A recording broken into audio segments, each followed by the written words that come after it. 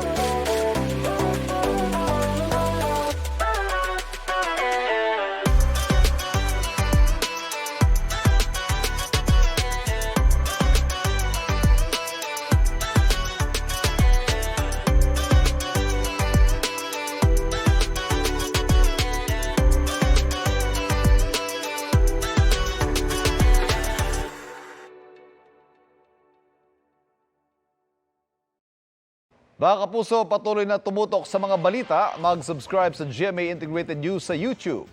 Sa mga kapuso abroad, samahan niyo kami sa GMA Pinoy TV at www.gmanews.tv.